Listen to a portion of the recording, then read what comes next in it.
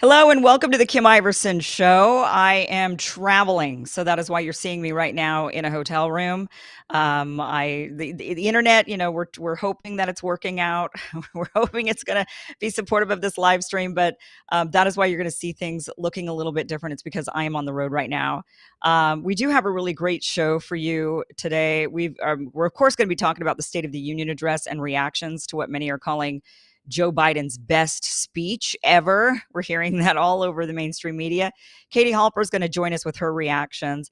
Also, Dr. Martin Kulldorff, one of the authors of the Great Barrington Declaration, will be giving us insight into how we can ensure the atrocious pandemic response never happens again.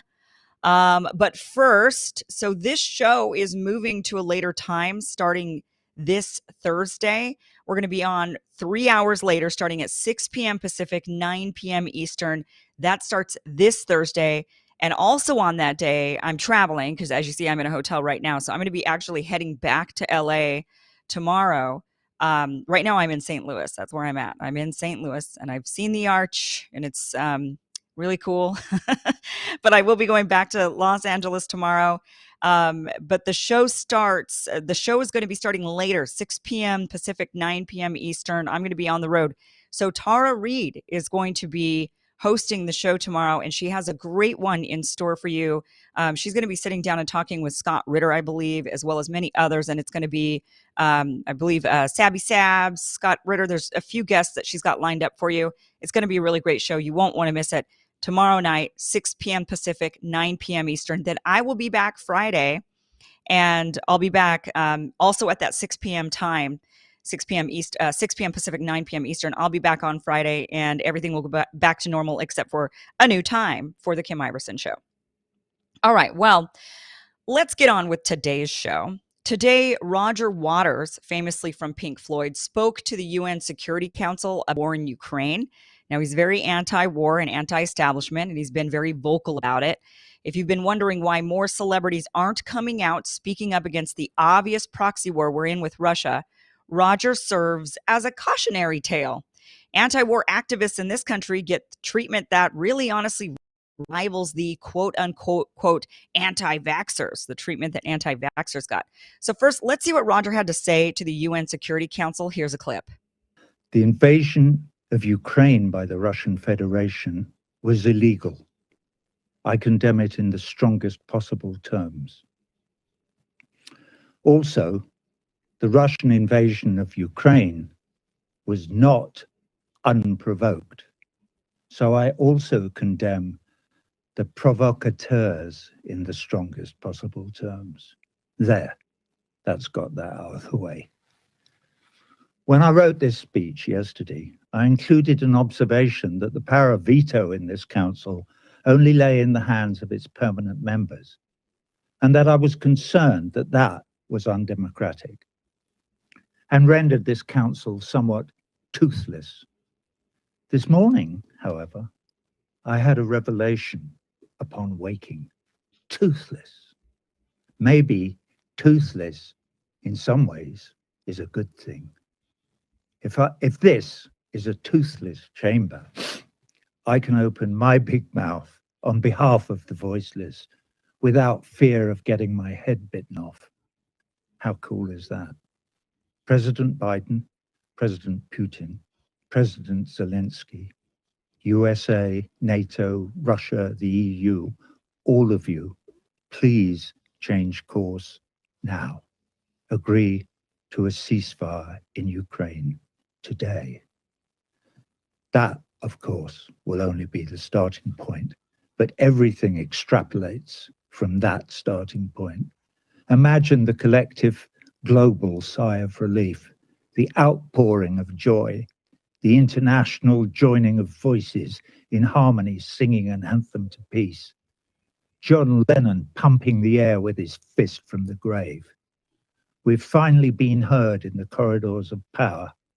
The bullies in the schoolyard have agreed to stop playing nuclear chicken. We're not all going to die in a nuclear holocaust after all. At least, not today. Okay, so before we get on to how he is just being eviscerated by people and MSM. This was so after he spoke at the UN Security Council, various different representatives from different countries could speak and respond. One of those was Ukraine themselves, and this is what the rep from Ukraine. This is part of what he had to say about Roger Waters. When I hear the Russian envoy speaking about yet another newly invented version of the goals of the so-called special military operation to be accomplished, all I can tell him is pigs might fly. I hope he gets what it means in English. I'm sure Mr. Waters, an Englishman, does.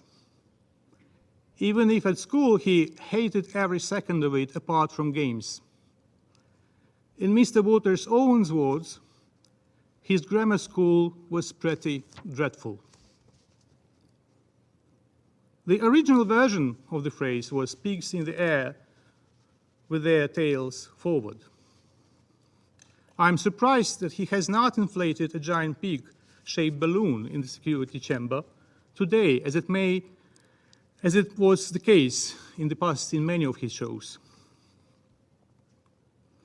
What could it have been this time, Mr. Waters? Pigs with swastikas and a hammer and sickle? Like at some of your performances decried for their anti-Semitism?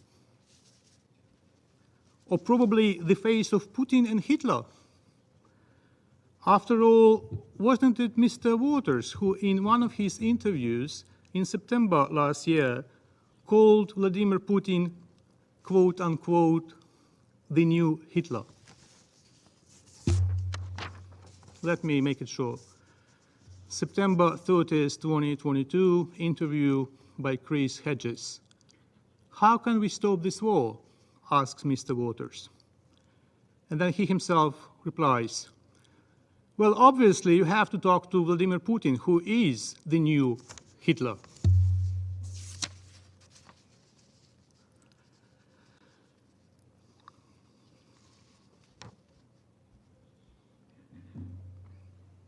Earlier this month, wasn't it Mr. Waters who said that he would play in Moscow? Quote, given that Moscow does not run an apartheid state based on the genocide of the indigenous inhabitants, end of quote. Mr. Waters knows so little, but he seems to know it so fluently. In 1979, Pink Floyd came up with the song, Another Brick in the Wall. The same year, the Soviet Union invaded Afghanistan, and after the invasion was condemned by Pink Floyd, the band was banned in the Soviet Union. It is ironic, if not hypercritical, that Mr. Waters attempts now to whitewash another invasion. How sad for his former fans to see him accepting the role of just a brick in the wall of Russian disinformation and propaganda. All right, so the representative from Ukraine essentially alluded to Roger Waters being an anti-Semite. He's referring to the pig balloon that is famously flown during Roger's concerts. The pig has been, that the pig has come to be a symbol of protest. And at times, Roger's flying pig has a Star of David and some dollar signs. He's been extremely vocal in his criticism of Israel and the endless US dollars going to the nation. And that's what this Ukraine rep is referring to.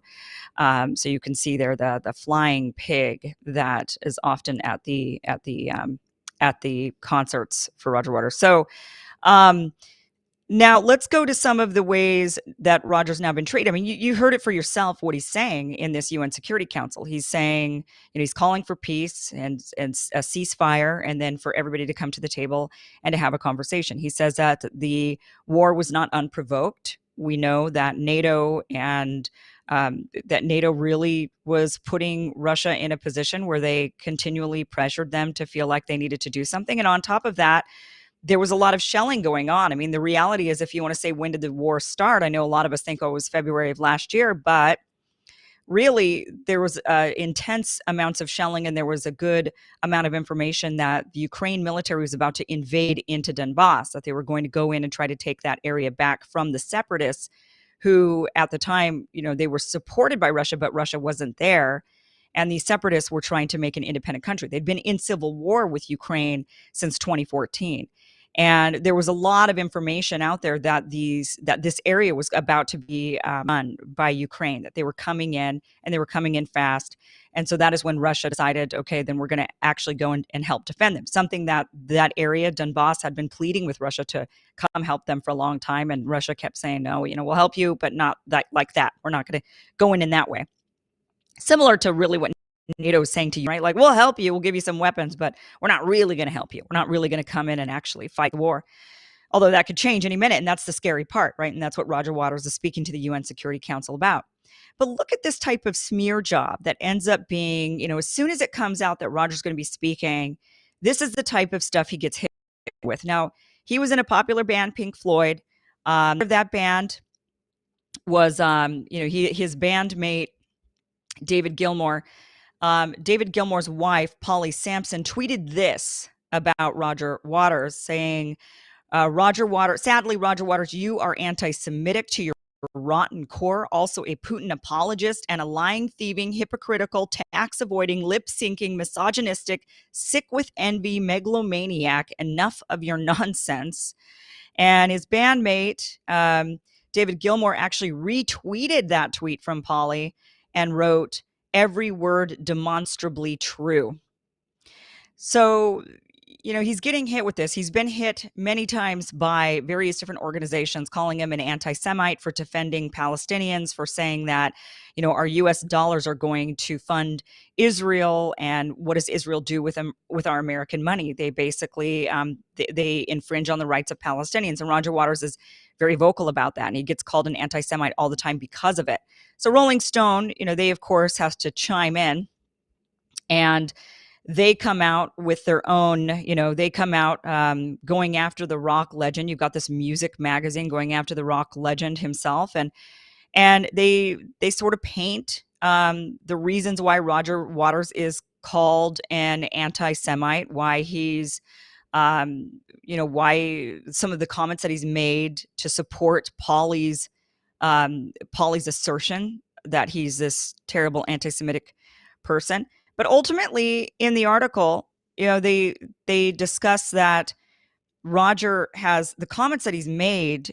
It's the same that we saw with like anti-vaxxers, right? When they would say, "Oh, you're an anti-vaxxer," and the person, like about Eric Clapton, they'd call him an anti-vaxxer, even though Eric Clapton took the vaccine, right? He took the vaccine. He then was injured from it. And then he says, oh, I got injured from this vaccine. I can't play my guitar anymore. And they say, well, you're an anti-vaxxer. And it's a similar sort of mindset. That doesn't make any sense. And it's a similar sort of mindset when they attack Roger Waters for speaking out against these various different atrocities. When they say, well, you're an anti-Semite. Well, why do they call him an anti-Semite?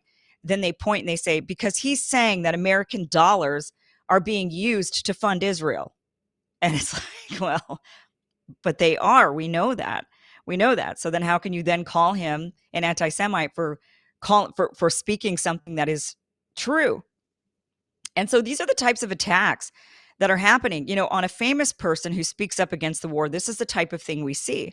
We see that they get smeared. There's articles written about them. They're attacked on social media. And this is why so many more are not speaking up. So many more are not. In fact, we're seeing the opposite. All of the celebrities are instead waving the Ukraine flag and saying, Slava Ukraine, we've got to do everything, even if it brings us to the brink of nuclear war or to actual nuclear war. We got to do everything we can to further NATO's agenda, essentially. And people don't dare speak up otherwise, because the type of treatment they get is what we're seeing happening now, happening to Roger Waters. And if you just do a quick Google search, you're going to find all of these very scathing articles written about Roger Waters ever since he went and spoke to the UN Security Council. All right. We are going to move on to Joe Biden's State of the Union address. People are saying that it was the best speech Joe Biden ever gave. And, we'll give it to him. The guy didn't stumble as much.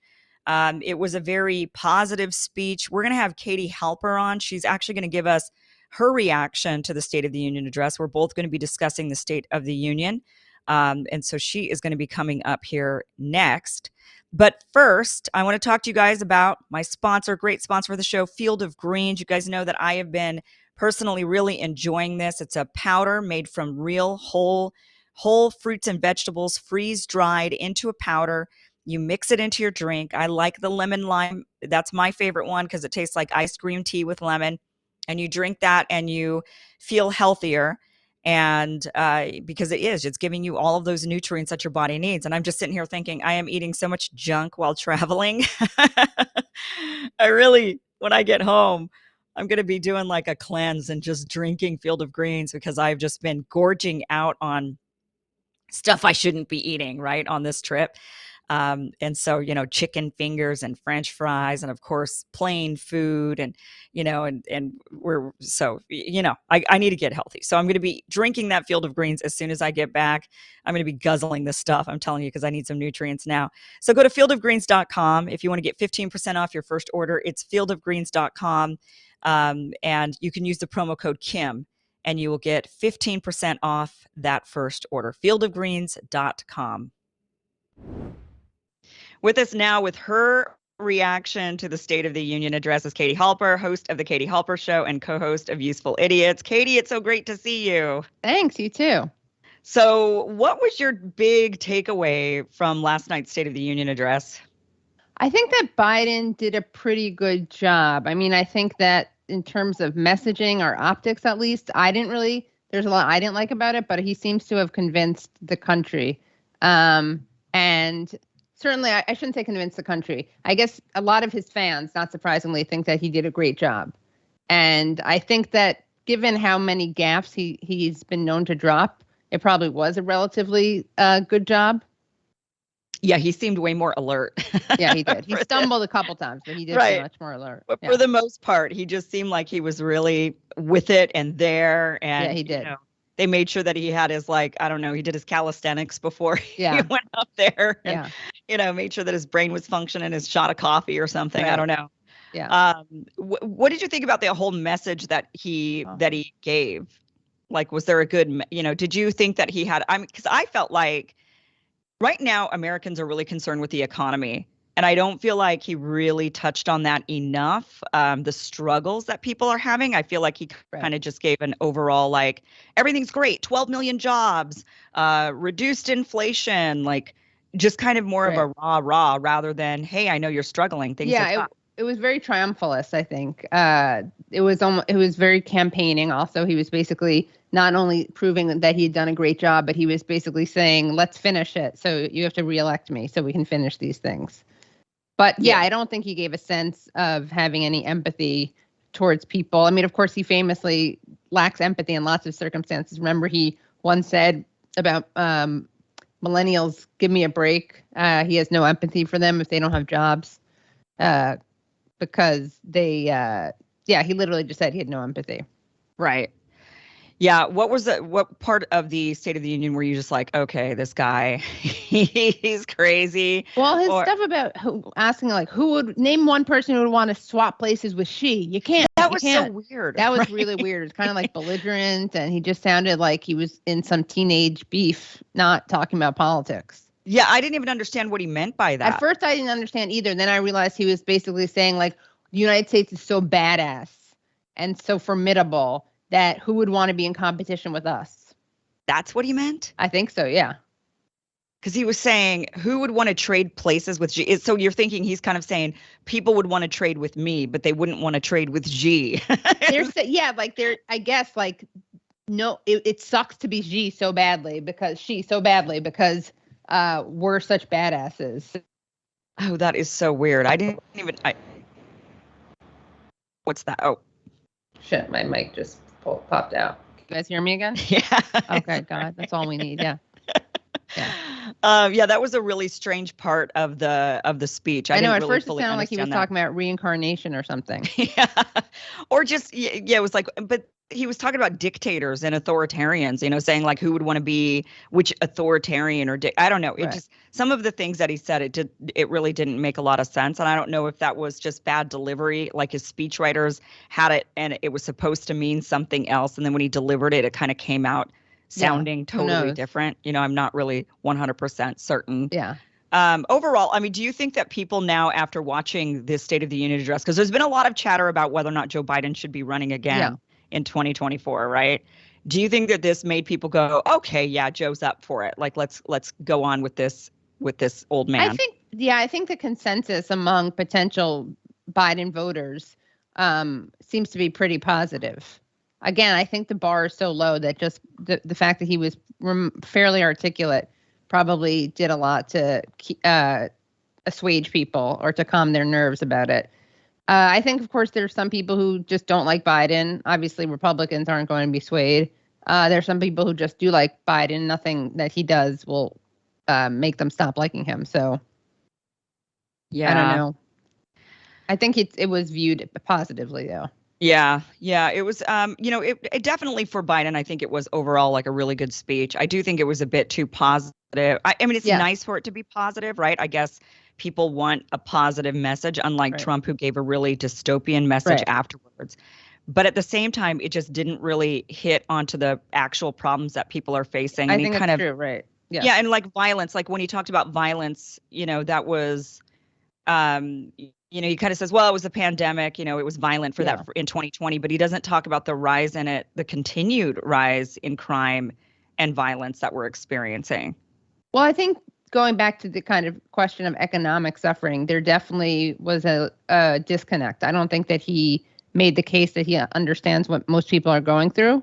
And I do think that's something that he needs to do. I mean, something that Trump and Bernie were both very good at doing, but they did them in opposite ways. They were both like, I feel your pain. And Trump's message was blame Muslims and Mexicans. And Bernie's message is blame inequality. Yeah. Yeah. And then Biden is saying, blame Republicans for wanting to change the economy that I'm building with my great plans. Right. Well, he did have a pretty masterful moment, I think, when he kind of walked the Republicans into vowing not to touch Social Security. I mean, this is the moment that everyone's talking about.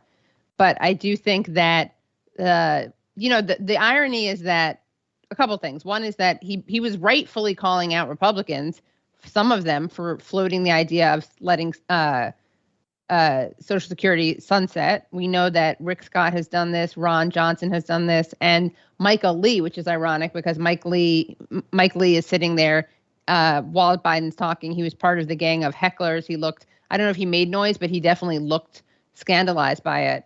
Right. And there's actual footage of him saying he wanted to rip Social Security out by its roots. Yeah, I've seen that footage, but I think it was lacking context. I mean, like whenever I see that clip, it's just right at that point, and it doesn't really say anything else. So I take issue with that part of the State of the Union, and I have an opposite view of it. I actually think Republicans should have done what they did. I know there were people that said, oh my gosh, they shouldn't have been heckling him, and Marjorie Taylor Greene saying you're a liar. And I actually think he did lie about that. That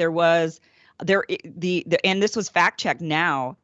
Like PolitiFact and all of these various different fact checking that are, fact checking the State of the Union address, they say that that's actually not accurate, that Republicans have not been saying that they're trying to get rid of Medicare and Social Security, but that Rick Scott's plan is to sunset every federal program in 5 years. That his point was, if it's worth keeping, then Congress people need to be voting on it and re-implementing it every time, not just those two programs, but every program. So his point. And then also, Johnson. I do think that that's threatening to some. I mean, saying that something should be sunset is one move towards getting rid of it. Well, it certainly makes it threatening, right? I mean, it's like, what if they don't vote it in? I mean, the likelihood is they would vote for it every single time. But you just don't want to make that a possibility if you actually care, if you actually see it as a social safety net. But he doesn't, because he's obsessed with like comparing spending of a government with spending of a reckless teenager. Right. And Ron Johnson, his idea was like once a year to make every Congress essentially, or every Like every new Congress would have to vote on all of these things every single time rather than just having them baked into the cake. So it would have to be. So, it's not that these Republicans are saying, yeah, we want to get rid of Social Security and Medicare. Or Medicaid, we've got to just vote on it every time. Yeah. Which is towards the direct. I mean, once you go in that direction, you are making part of what people like about Social Security is that it's just it's untouchable, right? That it's not going to be chipped away at or eroded at. And so anything that lowers any protection of it, I think is scary for people who believe in the social safety net.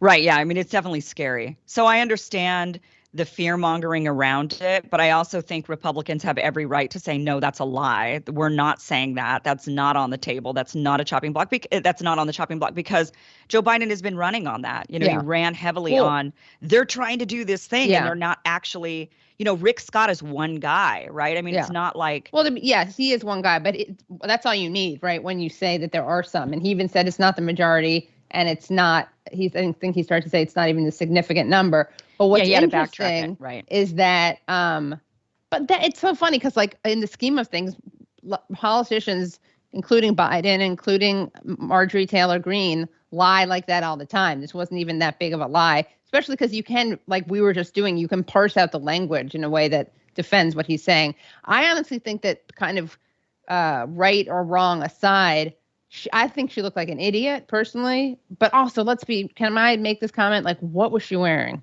I'm a feminist. I know they're double standards, but if a guy was wearing that, I would point that out too. I mean, she looked like Cruella de Vil. Yeah, she looked like a self-parody. She looked like she was out of place. I guess that's her shtick though. She wants to look like she's out of place, but she looked like she was crashing a party almost. What is it with the white? Because wasn't there like a reason why? Because I remember when AOC was wearing a white and she wore the red suffragettes. lipstick. Okay. Oh, I know the right, like when Hillary, I don't know if she was intentionally invoking them, but that is a suffragettes color. I remember Hillary Clinton mentioned that. And that's why I was wondering, like, why is she wearing white? Is it because she's trying to, like, that would be hilarious. But poke at that, because otherwise it didn't make sense for her to be wearing white like that. Yeah, or maybe just a white suit. But like, what's with? She looked like Shaft or something. Yeah, but the other part of the story is that Biden himself has tried to privatize. Well, no, Biden himself has tried to go after Social Security over like 40 years. He's been doing that in various ways. Voting, sponsoring things, speaking out for things. There's footage of him bragging about it, just like there was with the crime bill where he brags about it. Right. So that's another thing. I mean, that is the thing that if Republicans were actually smart, that's what they would drag him on. But then that wouldn't be smart either, because then they'd have to admit that they want to do it too. Yeah, I mean, there's definitely historical. I mean, Biden has flipped so much throughout his political career. He's like completely different now. And what I find really interesting is that they're trying to paint him now. And I don't know if you agree with this, but a lot of the, takeaways from the State of the Union that I've seen in the media are they're saying, Biden is a populist. He is like for the people the same way Trump and Bernie. And he's the ultra progressive, ultra populist, really when he's talking about during the State of the Union, we're going to work for everybody, right? We're going to go after the left behind and the forgotten, which is really more of a populist message. I don't know. I mean, do you think he means that? Has he become a populist suddenly? I mean, he's like we said, he's a chameleon. You know? He's a chameleon. It's also, he's defending all these things now that they don't have the chance of passing it because of the numbers. And a lot of the things that he was praising were things that, he didn't praise when they had the majorities. And he wasn't able to get, this is a guy who runs as a pragmatist, who runs as someone who can get things done, as opposed to Bernie Sanders, as he presents him, this idealistic pie in the sky, pipe dreams kind of guy. His whole thing, his claim to fame is that he gets things done, that he's a creature of the Senate. He knows how to work across the aisle. He can't even work on the same side of the aisle. He can't even work within his own team. He can't get, on various things, Sinema and Manchin, to vote. And, people compare him to FDR. I think he's much closer to LBJ, because I think that his foreign policy is much more, is much worse than his domestic. I think his domestic is very lacking, but there's some positive things. His foreign policy is egregious.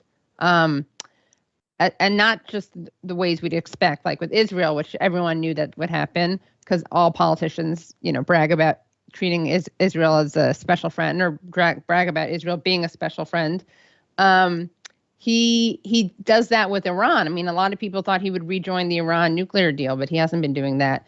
So I do think he's more like LBJ than FDR, because LBJ did some progressive things on the domestic front, but was terrible foreign policy wise. But what I think is interesting is that unlike LBJ kind of shows us what it looks like when you strong arm people in your own party. I mean, there were segregationists in his party, and he had to whip them into shape, whip them into voting the right way. Biden doesn't do that. I mean, I think that Manchin and Sinema are the rotating villains who Biden gets to point to, just like the parliamentarian was the reason, all these things that Biden likes to pretend that he can't do things when it's really that he won't do them or doesn't want to do them. Yeah. So, you saw Kamala Harris sitting back there the entire speech, right? Yeah. There's chatter that, if Joe's going to run again, I think it's easy if Joe doesn't run again, then whoever is and whoever ends up being the nominee can pick their own vice president. So Kamala is out in that scenario. Right. It gets challenging if Joe runs again and he ends up with the nomination. What are they going to do about Kamala? Do you think that they would switch her out, or do you think they would just kind of go on as is? I don't know. I could see them doing either one, honestly. Yeah, I don't know if it would be good for them to switch her out, because at that point, what do you have to shift her to something, right? I mean, you can't just be like, okay, Kamala's out, we're going to replace him with Pete Buttigieg. Right. That would not be. But who knows? I mean, they're both again, these are people I think who would rather, they'd like to win, but the most important thing is keeping the jobs for the consultants. Right. Yeah, and maybe they just figure, well, who would we replace her with anyway? That is going to be somebody who would end up with the nomination in 2028. Who would end up being like the presidential candidate if Biden wins in 2028, or even if he loses. I don't think Kamala or Pete Buttigieg would be that person. I think they would need to wait for somebody else to come up through the party that's like a firebrand who ends up, I don't know, maybe at that point then AOC runs for president. Right. Yeah. I don't know. It's a mystery. Who knows? Yeah. Who do you think right now has the best future in the Democratic Party? Is there anybody inspiring at all? Like who inspires me, or who I think is well positioned professionally? Oh, I guess both. I mean, I gotta say, you and I are going to disagree on this, but Bernie still inspires me to some extent, and I got, you're going to disagree with me on this. He was the only one wearing a mask. He was. You'll agree with me on that, but we'll disagree on what the significance of that is. But I thought that was such a great image. It's like Bernie trying to do the considerate thing that no one else is doing. But he does a little, he does. And that was such a perfect metaphor for his politics. He just needed the winter coat too. But right. I don't know. No, I'm not getting a lot of inspiration from the Dems right now. I mean, Marianne Williamson, I'm excited to see what she's going to do. I know she's been running, and there's discussion whether she'd be running as a Democrat or an independent or a third party. So. Yeah, that's interesting. I would like to see, would she prefer to run as a Democrat or as an independent? Because there's really no chance if you're going to run as a Democrat against like Joe Biden or anybody else. Yeah. I don't think the party has anybody inspiring. And yeah, I don't agree with you on the Bernie Sanders. I feel like it's time to move on. Yeah. But, he's older, so I get it. I don't, to me, the messaging, with Bernie wearing a mask and him being the only one there with that mask on, I don't take a big beef with masks as much as other people do. I don't want it forced on me. Right. I don't think that people should have to wear a mask. I don't think children especially should have to wear a mask. But if a person wants to wear a mask, they should be able to wear that mask and not be made to feel, they shouldn't be heckled for wearing a mask. And Bernie is an older guy. And if he feels like he needs to do that in order to protect himself, then I think he has then that's absolutely what he should do for himself, and that's what my whole philosophy with COVID has been this whole time, which is do what you need to do for you. Like whatever you feel like is making you the most comfortable, to, then do that thing. If that's sheltering in place, if that's wearing your mask, if that's dosing up on the vaccine 10 times, like whatever it is that you think is going to help you, like you should be free to do that. So as long as you know all of the data and whatnot. Yeah. So, and maybe for Bernie, that did make him, he's in a crowded room. I get it. Yeah. He doesn't, it is winter. Yeah. Right. So the virus circulates around, but yeah, it does. You're right. It does set him up. It shows Bernie as his own person, Right. and he's always been his Yeah. own guy, just doing his own thing, not paying attention to any. He's just like, I'm just doing me, and that's it. Yeah, exactly. And I mean, the squad has been really disappointing on foreign policy. Rashida Tlaib was good on the was the only one who did the right thing on the railway votes. Rashida Tlaib and Ilhan Omar, Cori Bush sometimes do the right thing foreign policy wise. Oh, by the way, did you see the Joe Rogan on Ilhan Omar thing? I did not. Oh my God. Joe Rogan, please don't defend Ilhan Omar. He tried to defend her by saying, by misrepresenting what she was saying, because she got into trouble. One of the many times she's gotten into trouble unfairly, and I've defended her on Fox News and in writing, was over her comment about it's all about the Benjamins, which was a response to, right. But she was not talking about Jews. She was talking about the power of lobbying and money. Yeah, of course, and money. And so Joe Rogan's talking about this with Crystal and says that she shouldn't have apologized, but the reason she shouldn't have apologized is, of course, Jews love money. Saying that Jews love money is like saying Italians don't love pizza. It's like, are you kidding me? Can you imagine? Oh. It's the worst thing. He defended her by actually leaning into an anti-Semitic, not leaning into, her, like spouting out an anti-Semitic trope. Right. Yeah. Saying, well, Jews love money. So. Yeah, it wasn't what she was saying. It's like the kiss of death. Yeah, that's not what she was saying at all. She was saying it's all about the Benjamins. It's all about the money. That is exactly what that meant. Not for Jews more than other people. And what's actually really frustrating about this, kind of in all seriousness, is that there's such a conflation of anti-Semitism with criticism of Israel, which is such a dangerous and ironically anti-Semitic conflation. It's anti-Semitic because it suggests that all Jews are a monolith who have the same position towards Israel, which plays into the dual loyalty trope. But anyway, people like me do a lot of work to de-link those things, to uncouple those things. Because again, your feeling towards Jews is not your feeling towards Israel. And then he comes back and kind of is like, yeah, you see, she's not anti-Semite, and we're like, she's not an anti-Semite because criticizing Israel is not anti-Semitism. And he's like, she's not an anti-Semite because Jews actually do like money. Because what she was saying was true. Yeah. Oh man. Yeah. Oh yeah, I didn't see that. Joe Rogan, have me on. I'll explain it to you. I'll explain how anti-Semitism is being weaponized to make it so that Israel can do whatever it wants. I would love to see an episode with you on there and Bari Weiss. Yeah, sure. At the same time talking about Israel and, because she's very, she does think a lot of these things are anti-Semitic and criticizing Israel. If you go down that road, then you are But there are Jews who are critical of Israel. That's the irony. And there's a whole tradition of anti-Zionism among Jews, which is even in Israel. I mean, there's Jews inside of Israel who are against Zionism in general. Yeah. And they believe it's dangerous and that it shouldn't, you see them protesting. Yeah, they're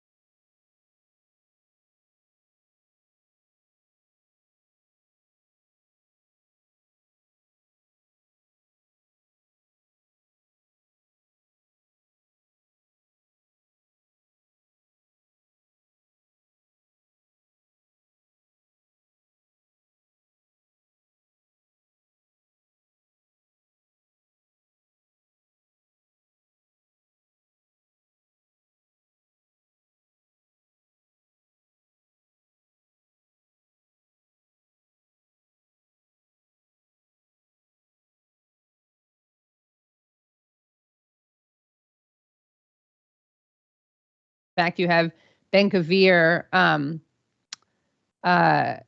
who is now Israel's security minister. One of his spokespeople, he's incredibly right wing. He wants to ethnically cleanse Palestinians. One of his spokespeople actually said, when he was talking about Ben Gvir's policies, an NBC reporter he was talking to said, well, what you're describing doesn't sound like very democratic. And the spokesman goes, yeah, but Israel wasn't founded as a democracy. It was founded as a Jewish state. Saying the quiet parts out loud. Right. Yeah. Right. And now Israel's putting the United States in kind of an awkward position because Israel won't really take a side with Russia and Ukraine. Yeah. Right. And so Israel's kind of like, I don't know, I don't know. And so that's causing the U.S. to be like, what are you doing? Right. You're supposed to do everything that we tell you to do. And that's not working out right now very well. So that's kind of an interesting, the little brother or whatever is not doing as he's told right now. Or the enabling father isn't doing as he's told. Whichever one you want to look at it. Katie, it was so great chatting with you. Yeah, great to have you here. Thanks for having me. Katie Halper, she is the host of the Katie Halper Show and also the co-host of Useful Idiots. Thank you so much for being here. Thanks.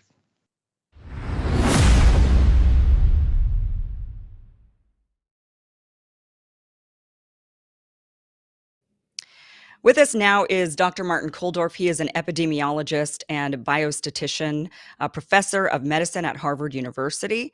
He is a founding fellow of the Academy of Science and Freedom. And you may know Dr. Martin Kulldorff because during the pandemic, there were a few very science-based doctors, epidemiologists, experts, scientists who came out and were very vocal against the government response to COVID.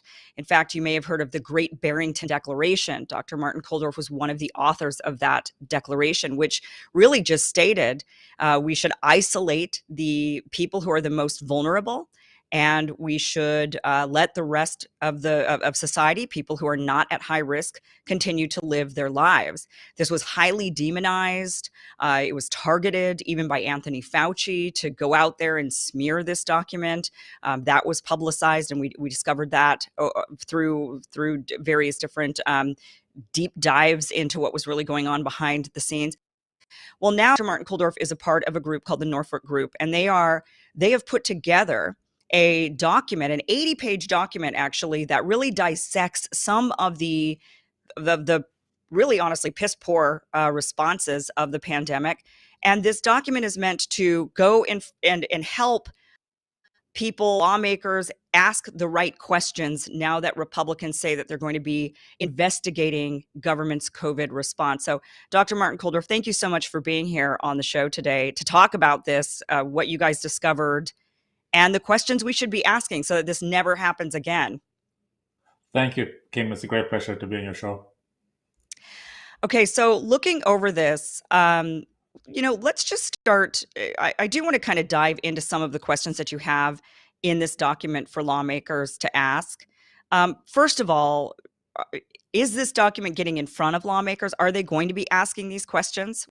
Where are you with this? Yes, so there is an interest among some lawmakers to get these questions, very science-based questions that they want to ask the CDC director, FDA director, NIH director, and so on.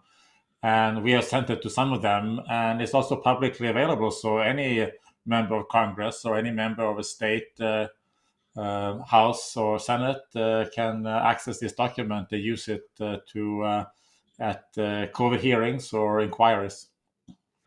So now that we're a couple of years out, you've got even Joe Biden saying, okay, the pandemic's behind us. We're ending the emergency response. He mentioned it even in the State of the Union address.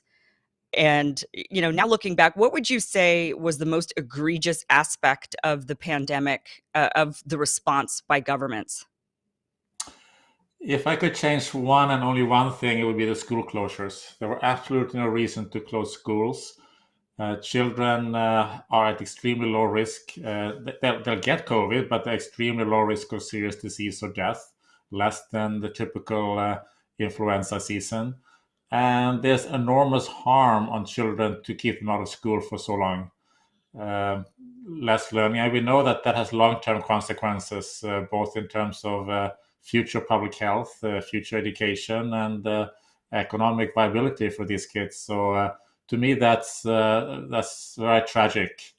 And of course, it's harmed the working class and poor kids the most, because we know that the kids of wealthy families, they went to private schools who kept open, or they were hiring tutors or pot schools and so on. So it affected mostly the working class and middle class children.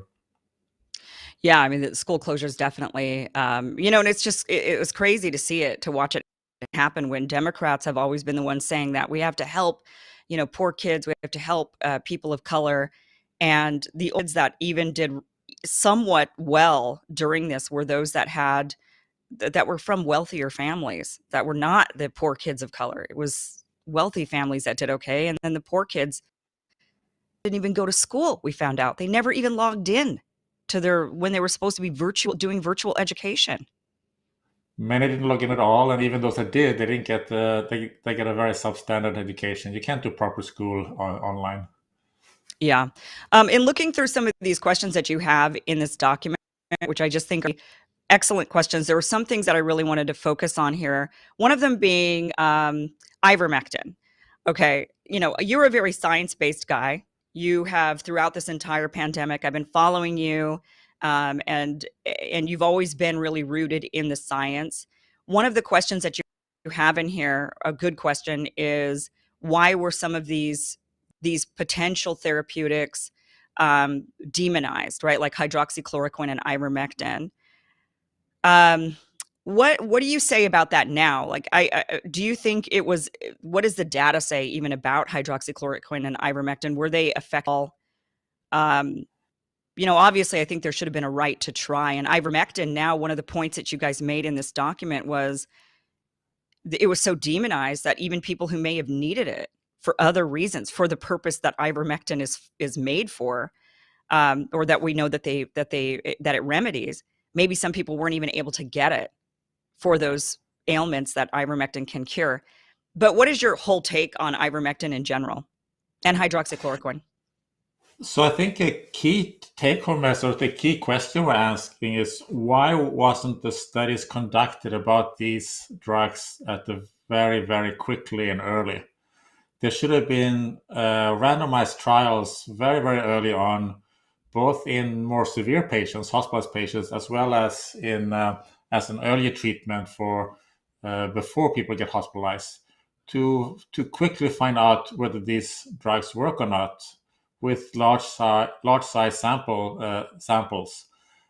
So now they became a very hot discussion. Do they work or do they not work? And I think with hydroxychloroquine, we find out pretty early on that they don't really help for hospitalized patients.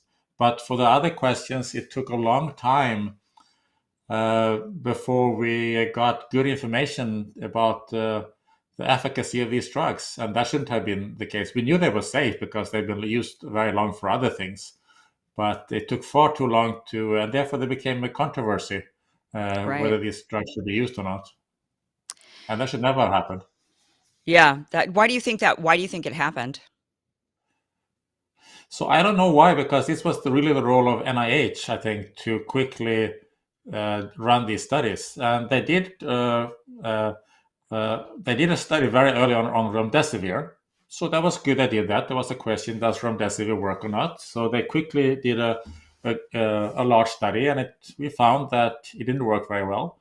But then we need to know that, and we need to know it early. Yeah. Why do you think the government was so slow to roll out, or other things compared to really, let's focus on testing. That could have been helpful. Like if you're going to go visit your elderly, your grandparents or something, it would have been nice to have those tests early on to be able to help keep them safe. But, that obviously wasn't really the focus of the government. They were just trying to lock everybody down rather than doing what you guys had suggested with the Great Barrington Declaration. Why do you think that was? So there's one thing that underpins this whole thing, and that's the second chapter of the 10 chapters in this 80-page document. And that's the fact that a lot of high-level scientists and government officials were questioning naturally acquired immunity after having had COVID, that is natural immunity. And that's very surprising because we've known for 2,500 years, since the Athenian plague 430 BC, that if you've had an infection, you get immunity, and it might not be lifelong, but it helps you so that you won't be at least severely ill a second time around. And this was questioned by a number of scientists in a memorandum published in the Lancet, which is the sort of a famous British medical journal, and it was questioned by the current CDC director. And to me, that is sort of underpinning a lot of things with, for example, testing and protecting the old. We should have used people who had recovered from COVID to take care of the older, frailer, high-risk patients in nursing homes and hospitals, because they're the least likely to transmit the disease, even less likely than the vaccinated. But instead, these people were fired for not being vaccinated. So it's the opposite. They should have been hired because they are the ones who have the best immunity. So I think that fundamental scientific flawed thinking underpins a lot of the mistakes that were made. It just seems like so many people who are intelligent, educated, many of your colleagues, how did this happen to so many intelligent people that they just abandoned all known science? I mean, even in this document you talk about masking and how there's really no data that showed that masking would be effective. And yet they still, the governments and many even scientists and doctors suddenly demanded it on the entire population, on children endlessly, it seems. I mean, it just seems like people lost their minds. And, so there's this question, are they bought off? They worried that their labs aren't going to be funded or their research isn't going to be funded? Are they worried about their jobs being lost? Are they worried about, or is it just fear that took over and they really lost their minds and they were no longer science-based for a period of time? It might have been some of each. Like in 2020, there were very few scientists who were speaking up against the misguided pandemic policies. So if you listen to the media, you would have thought that the scientific community was all backing up Fauci and the CDC director and so on. But when I talk to my colleagues who are infectious disease technologists, and I talk to them privately, most of them agree with me. So there were a lot of people who were silent, and some even said directly that they agree, but they dare not speak up. And that's not so surprising because the strategy, one of the big architects of the strategy was Anthony Fauci, who is the head of NIAID, National Institute of Allergy and Infectious Diseases. He sits, or he's resigned now, but he's sat on the biggest pile of infectious disease research money in the world. So if you're a scientist doing infectious disease research, you don't really want to get on the wrong side of Anthony Fauci, because then you might lose the funding that you depending on. Your family is dependent on it. Your colleagues in your lab, the people working in your lab, including lab technicians and so on, are dependent on it. So many people did not want to speak up because of that.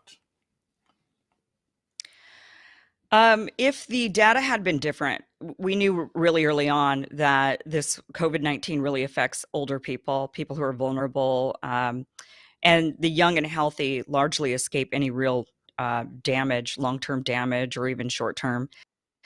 If it would have been different, really curious, would you have suggested a different strategy than the Great Barrington Declaration? Let's say it did harm children and young, healthy people, more like the flu of, the Spanish flu. If it were something like that, what would you say would have been the right past this? Because I worry that we will have another pandemic. I think that and maybe the next time they'll make sure the message gets out there that no, this hurts everybody. This is young, old, middle of the, it doesn't matter. This is going to go after everybody. What would be the appropriate scientific response in that situation? So in the Great Barrington Declaration, we argue for focused protection to protect those who are most vulnerable.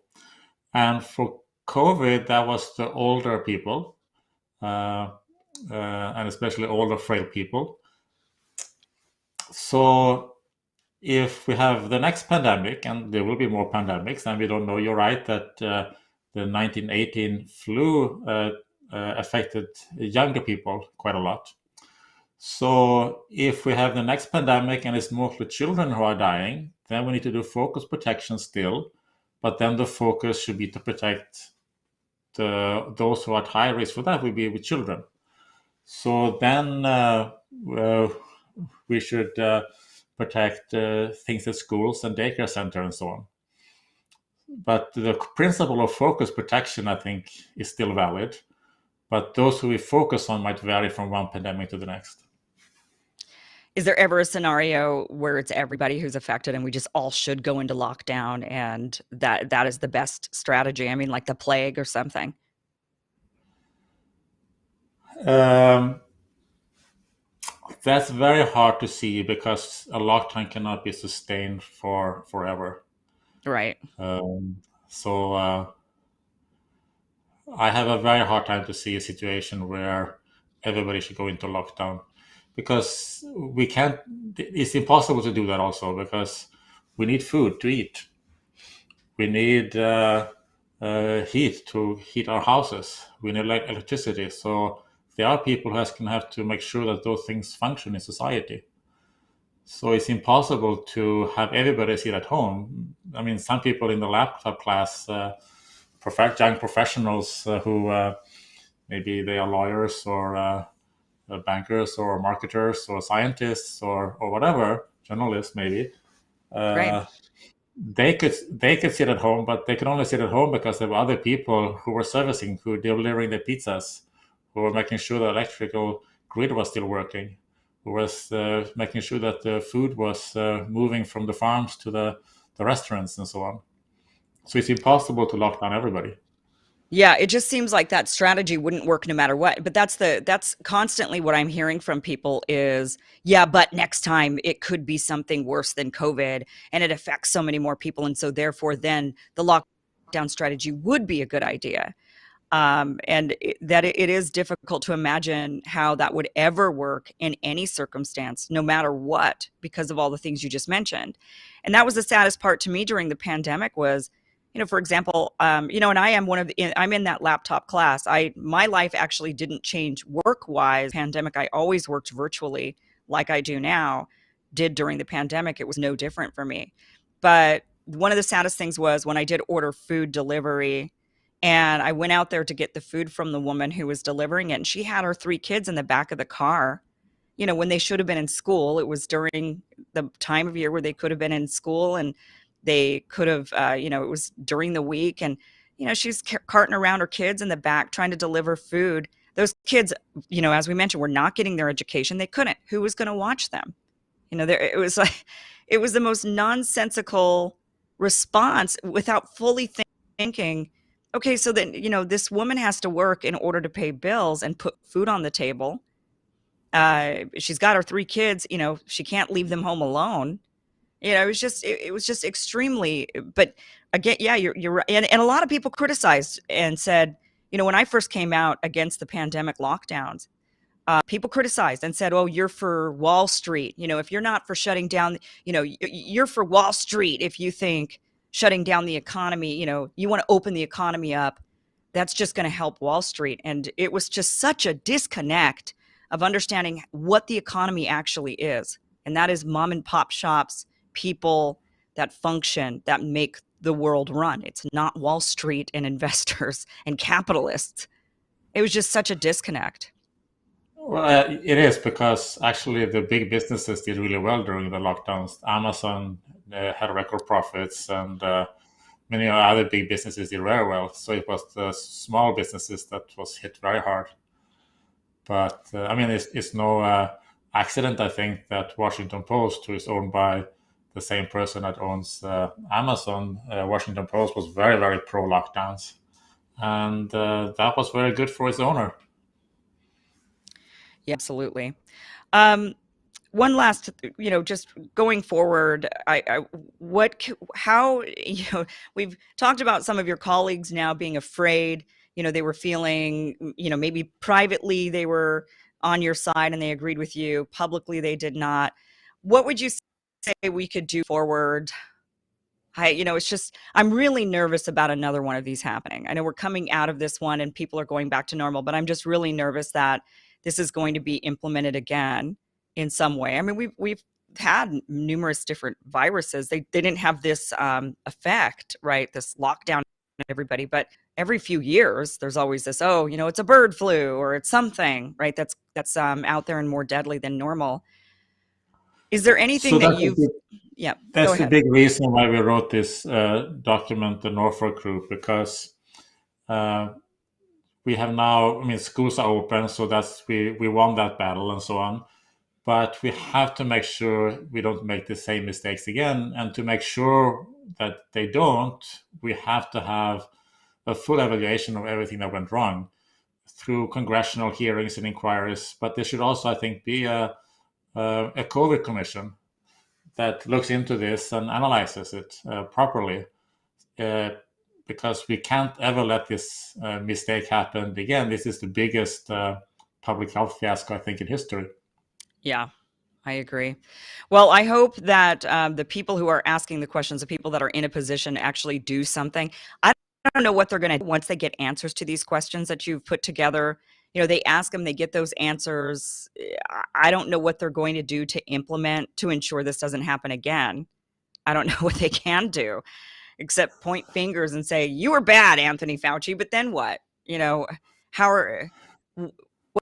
kind of I think fundamental did they make? there has to be a realization among the public at large that this was a mistake, and that the CDC and so on did not do its job properly, and so that next time around they are not allowed to. There's sort of a pushback from the public. The reason why the reason that things changed eventually was because of the public pushback. It wasn't the politician who changed it, or the journalists, or like you, or the scientists like me.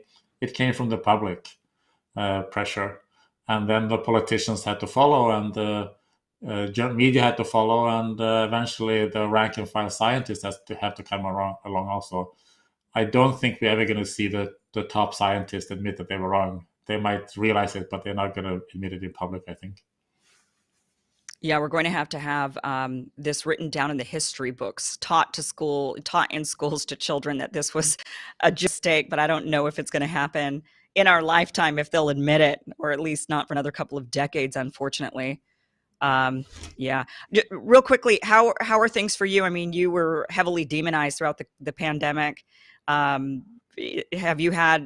people come back around and said, all right, I was wrong, and they are making amends with you? Or Well, me and my colleagues, we were calling fringe epidemiologists by the NIH director, but I think that reflects more badly on him than it does reflect on us. And the same with some of the other pretty nasty or slandering comments from other scientists. But I have received many more positive comments from people I don't know, like just a random email, or if I give a talk, people are coming up. So the positive comments have been vastly more than the negative smearing that also has happened. But you can't take those things too seriously, I think. well, I'm glad you have thick skin. So hopefully you'll be around for the next time they try to unleash something like this on us, so that you can also give guidance and be around to help fight the battle against the tyranny all witnessed. I mean, it was just outrageous. Tyranny and just insanity. I don't know how else to describe That's it. true. So No, that's a good description. yeah, thank you so much, Dr. Martin Kulldorff. It is the Norfolk Group. This document, where can people get this document? You said this is publicly available? It's public on the web at norfolk.org. So NORFOLK group, one word, .org. Okay, norfolkgroup.org. And this document's great. It's not just a bunch of questions. There's a lot of information in it. So anybody that really wants to dive deeper into some of the mistakes that were made, many of the mistakes that were made during the pandemic, this document Like I said, it's about 80 pages long, actually does ask questions and gives a lot of background information. So thank you so much for joining us today. Thank you, Kim. Fun talking to you.